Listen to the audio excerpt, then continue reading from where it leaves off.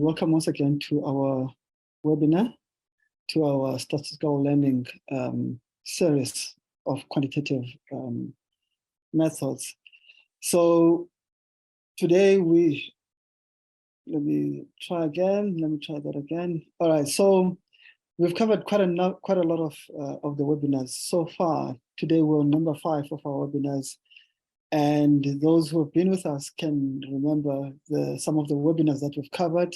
And just as a reminder, all of these webinars some of them are already available on the website of the Center of Excellence in Human Development here at Wits University.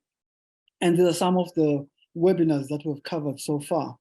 We've covered descriptive statistics and hypothesis testing. We've covered regression analysis, which focused on the important assumptions that we need to take into account when we're performing regression analysis. We've also covered models for longitudinal data, and as one of we focus mainly on mixed effects modeling, and we also covered a little bit on some of the methods that are used for managing or for analyzing longitudinal data. And the most recent one was factor analysis. And in that, we looked at the importance of measuring latent traits, as well as models for modeling for analyzing those latent traits, as well as a little bit about scale development. And today I'm very excited about today's webinar, because this is something that I'm really not familiar with. And I'm hoping that, as much as everybody else who is attending this webinar, I'm going to be learning a lot about, meta-analysis and some of the techniques that we can use to apply in our research using meta-analysis. Just as to remind everybody, we try and make this as interactive as possible. The chat will be open to allow people to ask questions and to make comments. But I think importantly, we ask that you ask the questions in the Q&A tab, which you will find at the bottom of your screens. And please use the chat to indicate if there are any glitches that you're experiencing. If you're not hearing the presenters, or if you're struggling with something, please use the chat box. And I'm hoping that the chat box has already been activated to be for everybody to be able to use the chat box. And where possible, we try and use examples, but it may not always be possible. And once again, ask that you ask your questions. Just to introduce our speaker, I'm not going to say much today. I'm going to introduce our speaker for today, and then Dr. Mapanga is going to come straight right in and make his presentation. And just to read a little bit of a bio for Dr. Mapanga. Dr. Witness Mapanga is currently a research fellow within the South African Medical Research Council Developmental Pathways for Health Research Unit and Non-Communicable Diseases Research Division of the West Health Consortium at the University of the Witwatersrand. Witness has experience in cancer and infectious disease epidemiology, public health programming, health system strengthening, and policy formulation. Furthermore, Witness is involved in teaching evidence synthesis, which includes systematic reviews and meta-analysis, etc. He also teaches biostatistics, monitoring and evaluation, and clinical epidemiology. We'd like to welcome Dr. Mapanga to our series, and we really look forward to the presentation that is going to be giving us today about meta-analysis. So Witness, if you don't mind, just start, I'm going to stop sharing, and you can then switch your video on, and I hand over to you.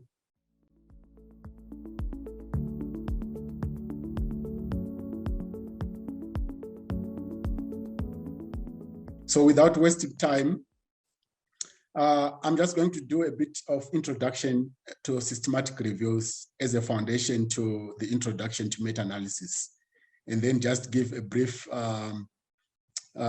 presentation on the steps to conducting a systematic review or meta-analysis.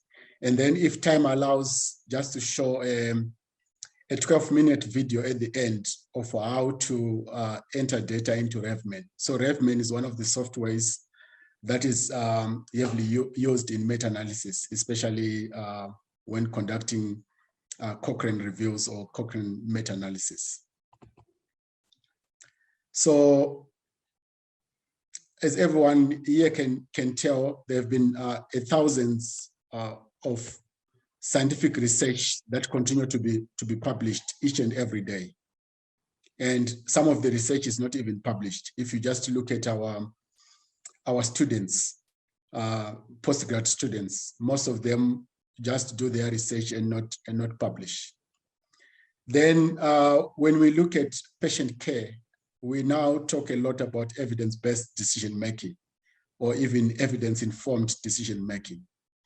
So with thousands of scientific studies, it is very difficult to find evidence or to synthesize evidence into helping you to do evidence-based decision-making.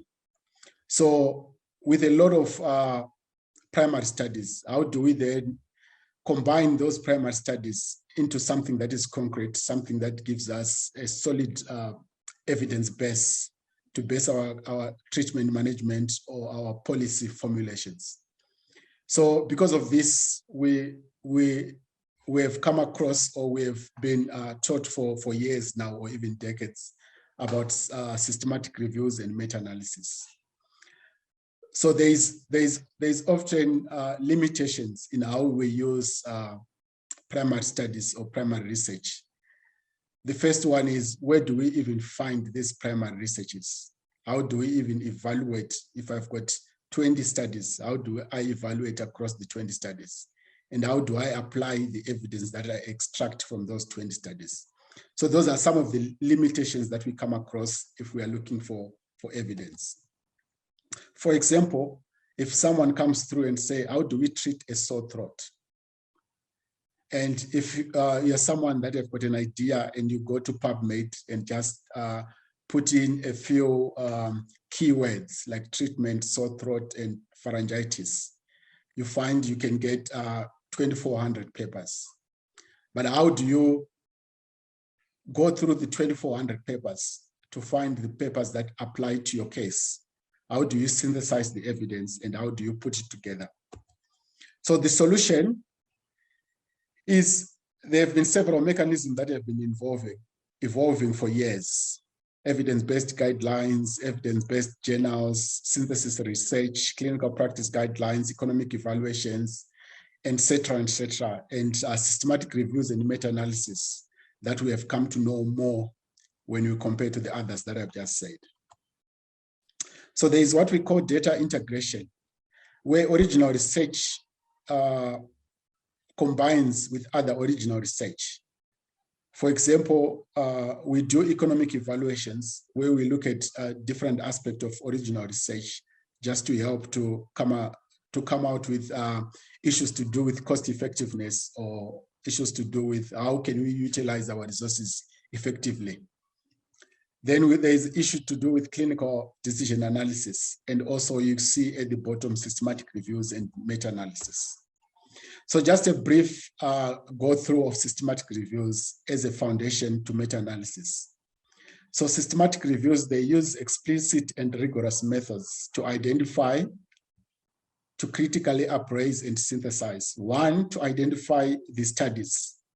For example, the sore throat example that I've given, we have to identify studies that have been done around sore throat.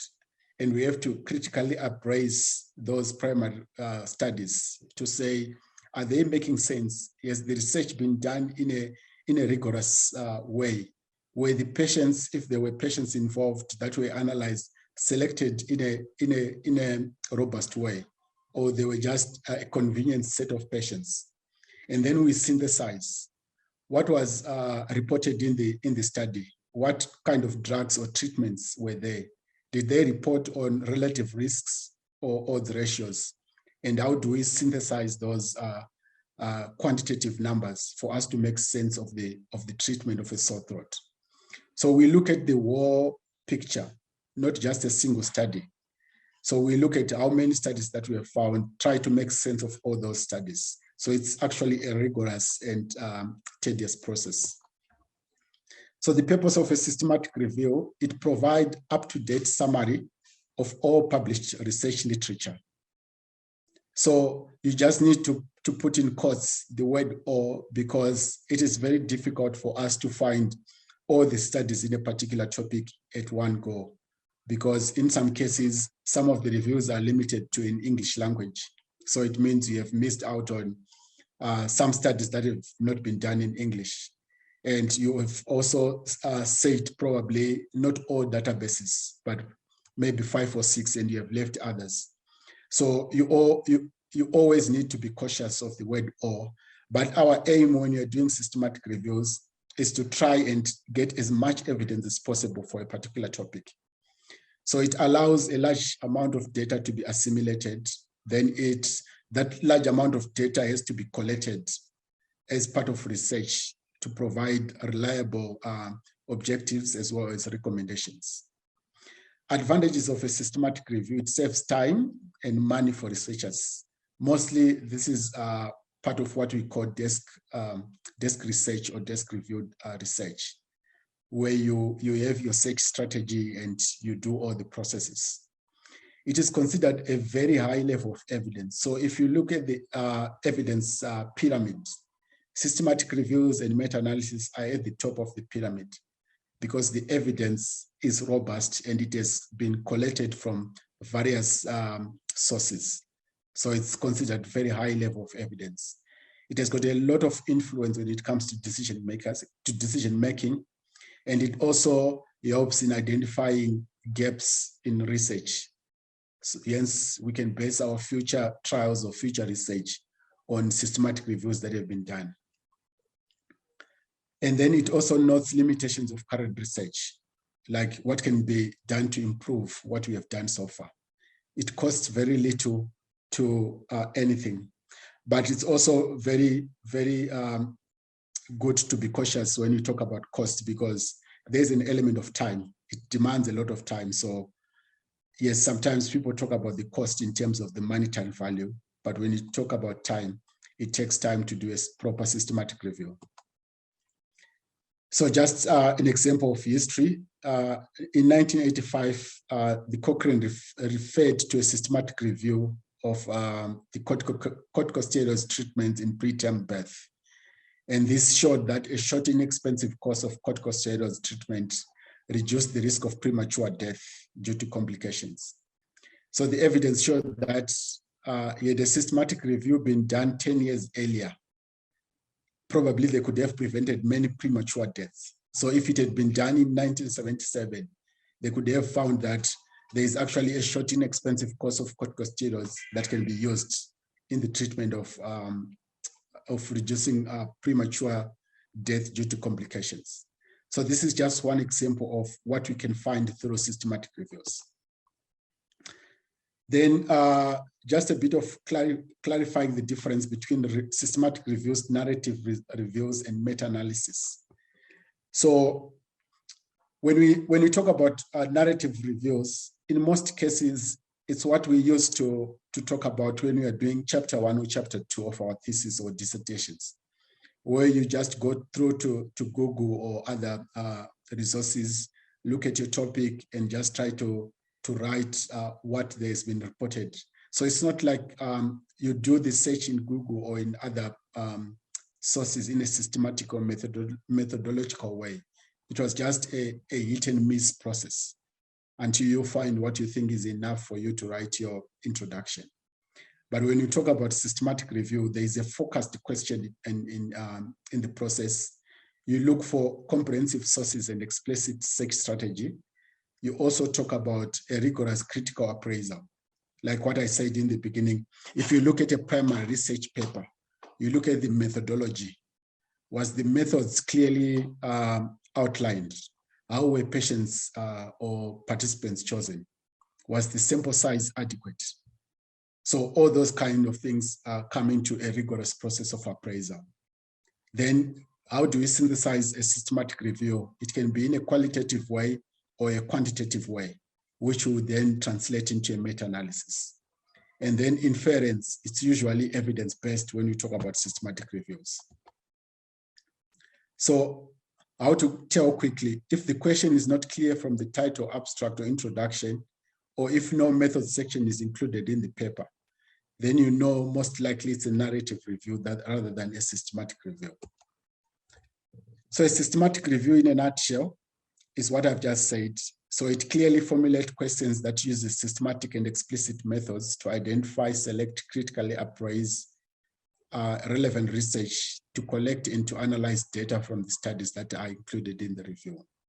And when you go on to do a statistical method or a statistical analysis of the quantitative or even the qualitative data, then we talk of meta-analysis or meta-ethnographic analysis. So there's use of analysis and summarize of the results in the included studies. So when we talk about statistical methods, you're now pulling out what you have identified in single studies to have a pooled estimate of the whole picture.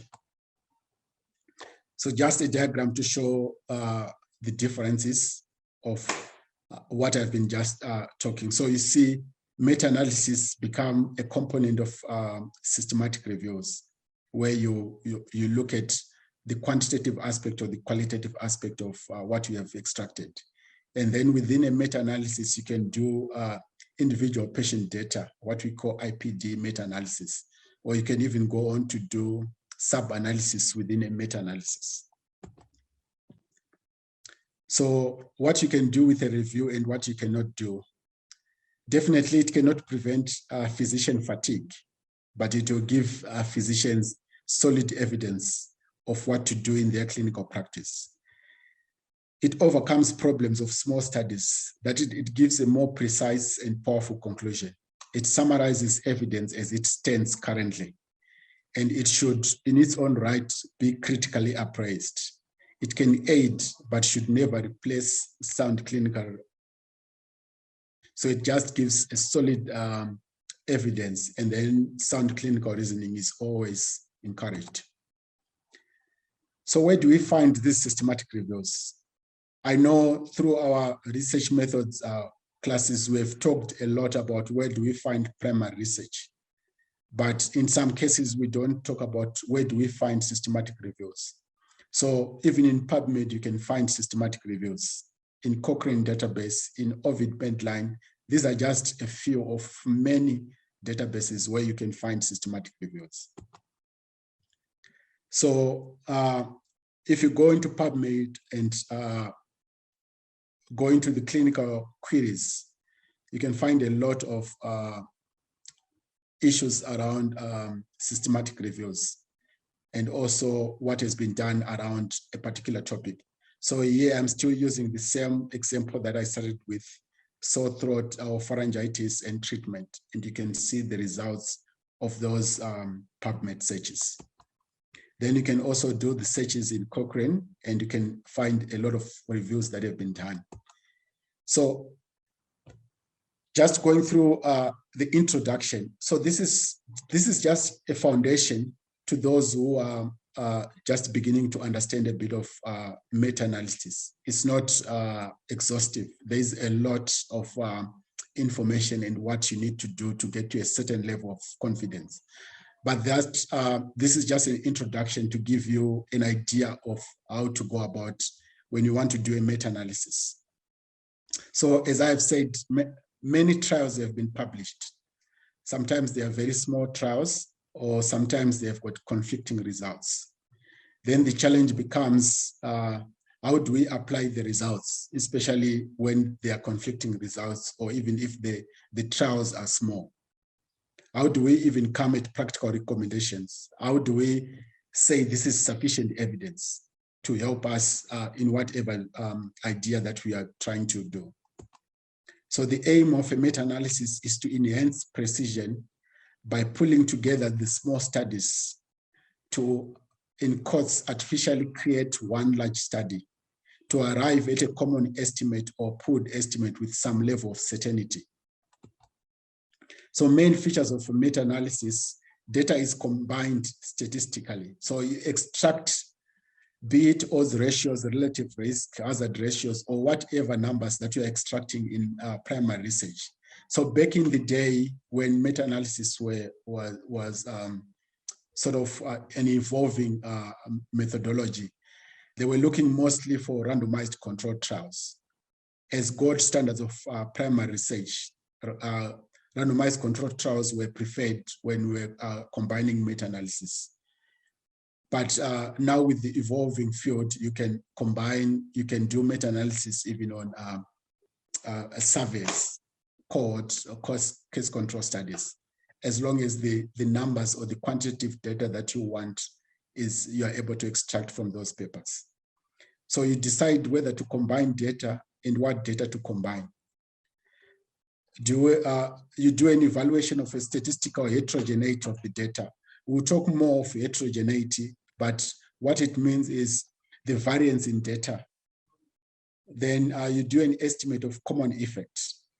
Here you have to define which method are you going to use to do your meta-analysis. Is it fixed method or random effect?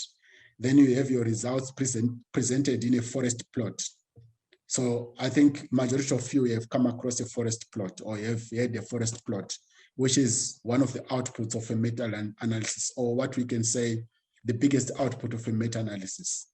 Then when you want to assess for potential bias, you do a funnel plot as part of the outputs of a meta-analysis. So how can you combine data? You can combine data in various ways, be it continuous, be it correlation, or be it dichotomous. So it just depends what kind of data and what kind of question are you carrying out to do your meta-analysis. So this is just a schematic diagram just to show you how you evolve from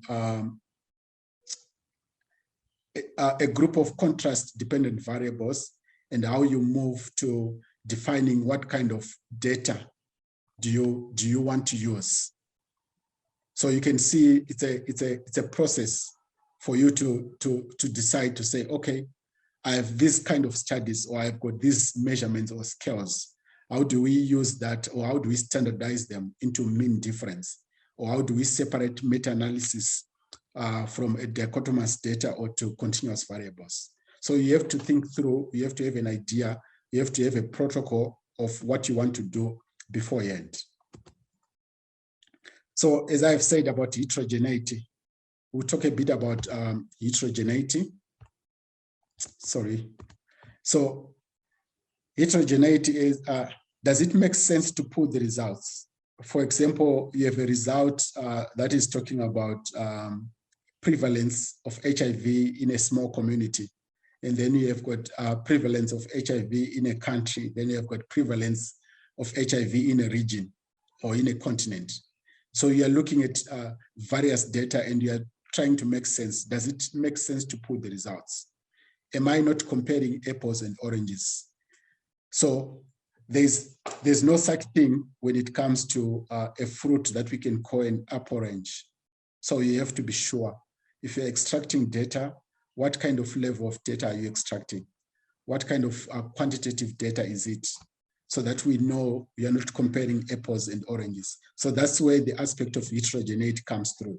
So heterogeneity is one of the results that you get from a forest plot, which shows how much heterogeneity your data was when you did your meta-analysis. So you can check for heterogeneity visually. Just by looking at the confidence intervals, you can tell if the confidence intervals are falling within a similar range or they are all over the place. So if they are all over the place, then we know heterogeneity is high. It can be over 70%. In some cases, it can be 90, 80 or so %. So you can check visually and just see how far the confidence intervals are varying in your studies. You can check statistically using an I-square test, which measures the magnitude of statistical heterogeneity, where we say the proportion of inconsistency in individual studies that cannot be explained by chance. So there's true variation only between studies, and then you get your I-square %. So how do you define, or how do you report your I-square? You talk about the low I-square if it's less than 25%, moderate if it's below 50, and then high, which is 75 and above. So we talk about, you check heterogeneity using statistical methods. So this is a forest plot. This is, like I said, the biggest output you get from a meta-analysis. So if you look at heterogeneity on the far left, you can see it's reported the I-squared is 0%. So in this case, even if you look at the forest plot visually, you can tell the confidence intervals are falling within a similar range. So there isn't any heterogeneity within the studies that were included. And if you look at the two sub-analyses, the 24 hours and the 48 hours, you can tell that the 48 hours was more precise as compared to the 24 hours, which reported a 44% heterogeneity.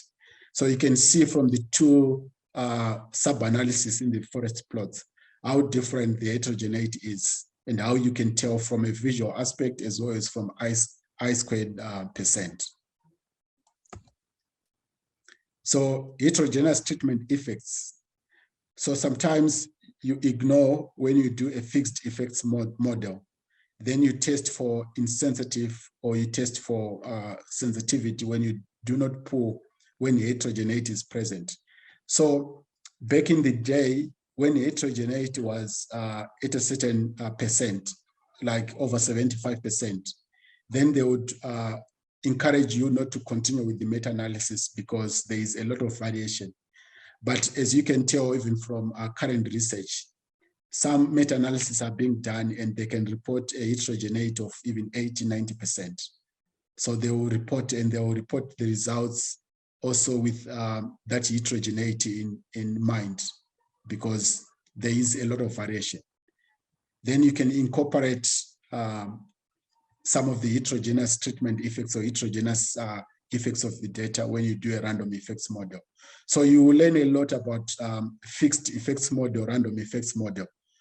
And then you can also learn about how do you subgroup analysis, some of your results, and then how do you do meta-regression. So those are some advanced techniques that you can learn as you evolve in your journey in meta-analysis. So approaches to pulling results. You have your data. You have decided, I'm just going to pull all the ratios of a treatment effect on sore throat. So how do you pull those results? You compare significant with non-significant. You combine the p-values of what you have been looking at. You derive the average. In this case, they were looking at relative ratios. They derive average relative risk or ratios based on total numbers. So the average typical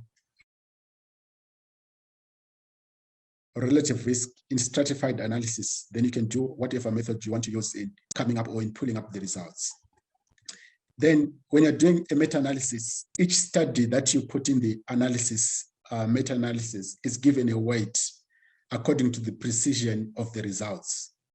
And it is also based on the sample size. So the larger the sample size of a study or primary study, the bigger the weight that it gets. And also you find in most cases, or in all cases, a larger sample sized primary research usually has got precise results as compared to a small study. So the study with the narrower confidence interval is weighted heavier. And in most cases, narrower confidence interval correlates with bigger sample sizes. So you can tell from your forest plot, if you look at your squares or your diamond dots that are there in the forest plot, they can show which study was given a bigger weight or which study was contributing more to the overall pooled estimate of the meta-analysis. So you can just see from this forest plot, when we look at weights, you can see that if we look at the Adam study, which is the fourth one, it has got a bigger square, which means it had got the biggest weight that it got. And then if you look at the confidence intervals as well, the wider the confidence interval, the smaller the weight that the study gets. So you can get that from the OH study.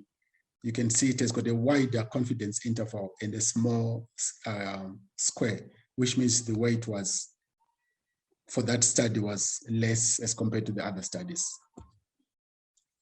Just a bit about the model assumptions and which models. I talked about the random effects and the fixed effects model. So when you do, or when you decide to choose a random effects model, this is when the studies are heterogeneous. So from the outset, you know, the kind of studies that I'm looking at or that I'm trying to do a meta-analysis, it seems as if they're going to be heterogeneous. So you find in most cases, or in most meta-analysis, people have just erred on the side of caution and gone on just to do a random effects model when doing a meta-analysis, because the assumption is the studies are going to be heterogeneous either way. So I'd rather just use a random effects model. So like I said, when there is a lot of heterogeneity, the scientific way was to abort the meta-analysis because there's a lot of variation in the results. But now you use a random effect model. So this one, they assume no single true treatment effects exist, but each study has a different true effect, which is random, with all the treatment effects derived from a population of such truth. So there is assumed to have normal distribution. So this is some of the reasons why you would choose a random effects model. The plot, when you look at the results of a forest plot, just at a glance, the information from individual studies that went into the meta-analysis, you can tell how many studies were included in the meta-analysis, which of the studies were done. In some cases, they will even give the year of the study. And then it gives you an estimate of the overall results. It also shows a visual assessment of the amount of variation, heterogeneity, confidence interval, weight of the study. Then you can tell from, this is a similar forest plot that I've just shown. So this was the effects of probiotics on the risk of antibiotic-associated diarrhea. And this was a meta-analysis done in 2005. And you can tell from the overall pooled estimate that this favored treatment. So having probiotics prescribed together with antibiotic was very much associated with prevention of diarrhea. So you can tell from the pooled estimate that it's a good practice to give probiotics when you are prescribing antibiotics so that you prevent associated diarrhea of antibiotics. So just an interpretation of the forest plot that we have just described. You can tell there were 9 studies. Names of the studies were on the left, as well as the authors. Then the black squares, like I said, represents the odds ratios of individual studies, and the confidence intervals were the horizontal lines. Then also the black squares reflects the weight of each study, how much weight was given to that study. And you can tell here from the vertical line, which is the bold one, our no effect zone, which is 1. And then you can tell where the effect is when it comes to the overall treatment. So you can get a lot of information from the meta-analysis, and then you can also see the confidence interval, and then heterogeneity, the I-squared.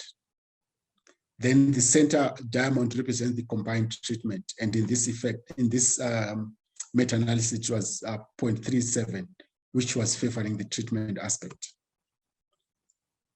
This is the same forest plot. Then you also need to do an assessment of bias. You have done your meta-analysis. You have 9 studies, as I have shown, but you just want to make sure that you have done an assessment of bias within those 9 studies.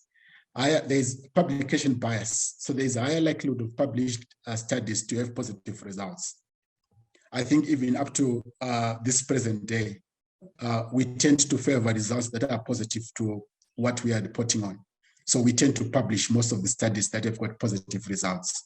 So you want to have that assessment when it comes to meta-analysis. So how do you test for bias? You do what we call a funnel plot. So in most cases, when you're doing this meta-analysis, all these results, as long as you've entered your data right correctly, the softwares that we use will give you all these results. So a funnel plot is given as an output for assessing bias.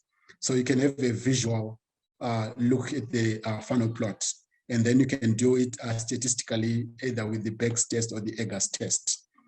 So the idea is, all things being equal, larger studies should more precisely estimate some true effect, and smaller studies will estimate the same true effect, but to a less precise level.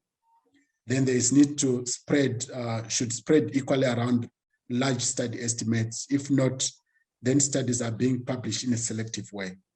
So we should have a mix, and we are not just publishing positive results, but we are publishing what we have found, even if the results are not aligned to what we wanted. So this is just an example of a funnel plot. So it will show you, so you can tell if there was bias from how varied the studies are, or if we have got outliers that are outside a certain range, then you can tell, no, there was bias there. But you can tell from this funnel plot that most of the studies, the black studies, were in the same zone of favoring the treatment effect. So they were well below the line of no effect, which was the solid line in one. This is another example of an asymmetric funnel plot, where you can tell how varied or how biased the studies were. Then the assumption, or what we have come to know, is lack of publication of small studies is definitely one of the biggest issues to do with publication bias. Then there is also inflated results of small studies that have been reported because of poor methods. Then we talk about heterogeneity, and we talk about chance. So there are also some reasons for missing randomized controlled trials and other clinical trials when we are doing systematic reviews. One of the biggest issues is when you are extracting data, we very much ignore what we call gray literature, because we think if a thesis hasn't been published, or a PhD thesis has been done and it's just in the university library, it doesn't contain good information. And because of that, we have missed out on very good research that we could have included in our systematic reviews or meta-analysis. So this is one of the reasons why we miss so much data or so much information that we should have included. Gray literature is ignored. Then in some cases, there is inadequate or inappropriate indexing. Even in this advanced age, where most of the studies are being indexed in different databases, we still have got some research that is poorly indexed. Hence, we sort of miss it out when we are looking for certain studies for including in the systematic review. Then, in some cases, we also have abstracts that have been used in some cases, and they've got very solid data. And then you can tell that some even unpublished data can also, we can miss out because it is not being published. So where do we find gray literature? I will not spend time on this one because I think we have an idea of where we can get some of this gray literature. I've mentioned one of the biggest resources that we have, our university libraries have got tons of gray literature that we can use. So just a summary of the steps of how to do a systematic review and a meta-analysis. In all cases, if you don't have a research question that is polished, it's going to be very difficult for us to come out to the end, which is the reporting stage. So you need to make sure that your question is solid. And how do you define a question? You do go through a step-by-step process of what we call a PICO system. Then you also need to know, how do you search literature? I think by now we have done a lot of these activities where you need to have a search strategy. How do you search PubMed? How do you search EBSCO? How do you search CNOW and other databases like Scopus? Do you use mesh terms? Do you use key terms? How do you combine key terms? And at the end, how do you select the studies? How are you going to do selection of studies? How are you going to do the appraisal? How are you going to extract? Which kind of data are you extracting? How are you summarizing the data? Are you doing just a narrative systematic review, or you're doing a statistical quantitative analysis that is going to lead into a meta-analysis? And then how do you report your findings?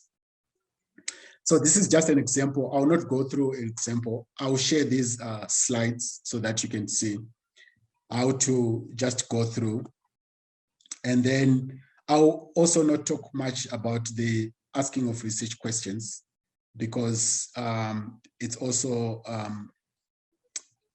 an activity on its own. But the first important thing that you need in any meta-analysis or systematic review is a research question. So we talk about the PICO. What it means is just population intervention outcomes or comparisons. If there's any comparator in the study and study design, you can see from this example, they were comparing two antiretroviral drugs, the protease inhibitors in this case, how much they have an effect on someone who is ARV naive or someone who hasn't started on ARVs. So they were comparing those protease inhibitors. Then you have to ask a solid research question. Then you develop your search strategy, either use keywords or mesh terms. In most cases, most mesh terms are mostly aligned to PubMed. If you try to take mesh terms from PubMed and use them in a database like Scopus, you find you're likely not to get any results.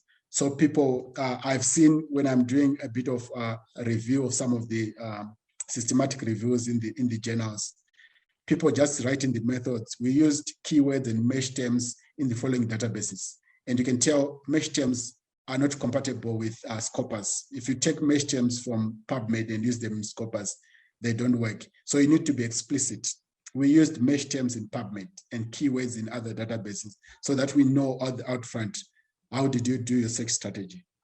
Which databases did you do, and how was the process done? In most cases, it has to be done in duplicate by at least 2 reviewers, and then a 3rd reviewer or the group analyzing or agreeing on what has been done. This is just a search term. Like I said, when it comes to the different processes of the review, it has to be done in duplicate by at least 2 reviewers. And then you have your famous PRISMA flowchart, which just shows how have you done and how many studies have you found at each and every level of your review. You do the appraisal. Appraisal is also one step that I just need to emphasize. You need to do a critical appraisal of the evidence that you have included or the studies that you have included. We need to know how much confidence we should have in the results. Did you only include poor quality studies? How were those studies that you have included in the review or meta-analysis done? So we need to know, as part of the output, the appraisal of the evidence or the studies that you have included. It's a very important aspect that you also need to include in your meta-analysis or systematic review. I don't need to talk about the extraction assessment because I've just said, when it comes to extraction, you find in certain universities who have been doing this, for example, I'll talk about the Oxford University. They have developed tools of converting certain numbers. Let's say you wanted relative risk and some results are being reported in hazard ratios, for example. they've formulated nice tools which help you to convert those hazard ratios into relative risk. So you have to do a bit of working out in converting those into certain aspects, because probably you just want to have relative risks as part of your input into meta-analysis. So they've done nice tools, and that has been very helpful. So you also need to know which data are you extracting. If you extract certain data, how are you going to convert that data into data that you are going to use in the meta-analysis?